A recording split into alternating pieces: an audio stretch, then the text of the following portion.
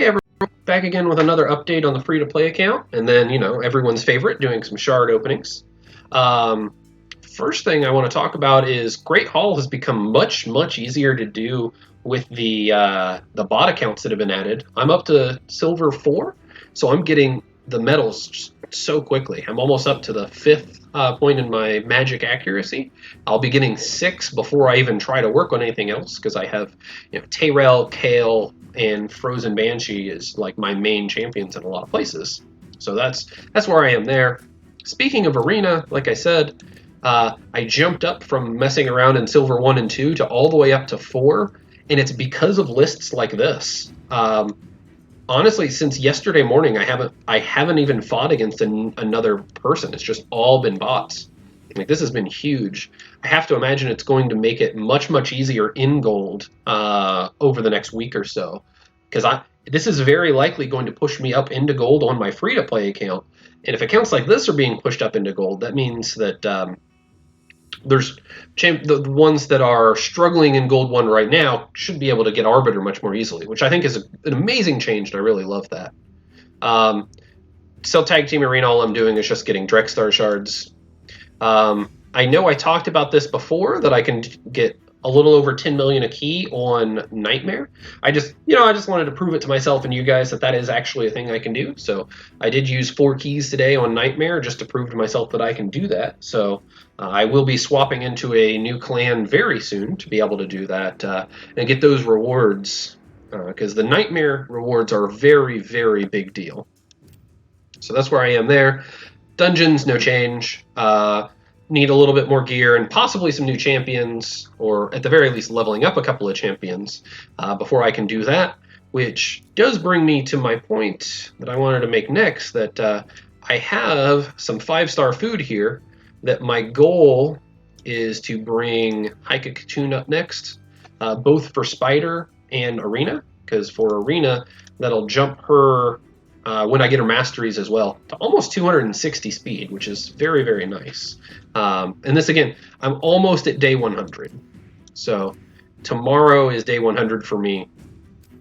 So I'm pretty excited about that. And then, again, as soon as I do that, I've also got some food going on in here. So within the week, these will be up to 40. I say within the week. It's probably 3 days, if I'm remembering right, how quickly this goes.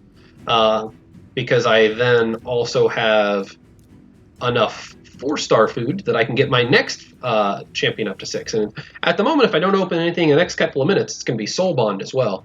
And I believe that should let me push up to Spider 16, which will be very nice, and I'm looking forward to that. Also, if I end up opening all of my shards this weekend, or they end up doing some sort of event or giving us some fragments because of the issues with server stability that we've had in the last few days, I'll get Drokgul very easily. Like I said, otherwise I'll have to open all of these shards to get the points, which I don't mind. It is a guaranteed legendary in a faction that's weak for me, so it gets me up to the point for Faction Wars that I'll have one more that I can guaranteed beat the first boss, which is a huge deal. Like, making sure that almost all of your factions you can do that for the daily quest is big. But I'm going to stop messing around. Let's open these Sacreds and see what we get. There's a ton of champions that would make a huge deal on this account, so let's see what we get. Romero's not really one of them. He's strong. Like, he's a very strong defensive champion in Arena. It's just so annoying to fight against him. It would not surprise me if I end up using him in an annoying team comp for Arena now that I have him. He's also very strong for Faction Wars, so that's a big deal, because I already have Aethel in Sacred Order, plus Armiger is probably going to get to 50 soon. So between Romero for some shields and defense on himself, and a little bit of continuous healing throughout the rest of his kit, that should make a pretty big deal for Sacred Order. So that was a nice epic to get us started. And then we move into Relic Keeper, which I eventually was going to be having to fuse, so I'll have 2, I guess. Again, another champion I'm perfectly fine. This being Sacred Order is definitely a pretty reasonable faction for me to throw some gear on and possibly even push a little bit. So opening another Sacred Order is not something I'm going to complain about by any means. And then we get Excruciator's a little bit worse. So without Veil, it's more she helps her take extra turns.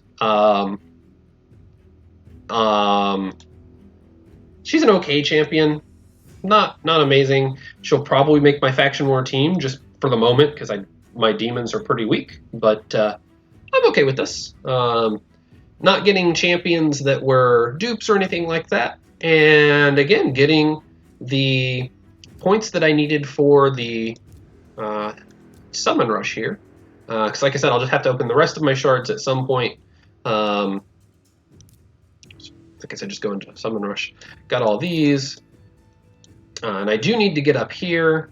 So 1,700, or closer to 1,600 points is what I need. Let's call this 700. So I need 900 more. 700, 340. Then I've got... This puts it down to 220. So that means that I could go ahead and buy Ancient Shards with gems. And that would put me at enough points in Summon Rush to go ahead and grab Drokgul. So that's definitely good news there. So while I didn't get any legendary champions, the 3 champions that I did get will be seeing some use on this account. So pretty happy about that. So that's all I've got for you guys today. Thanks for watching. If you want to check me out live, I do stream every day, Sunday through Thursday, at 6 p.m. Central Time, so about an hour before the dailies reset. And that's at twitch.tv/cluelesseconomist. So thanks for watching, and I hope to catch you guys live.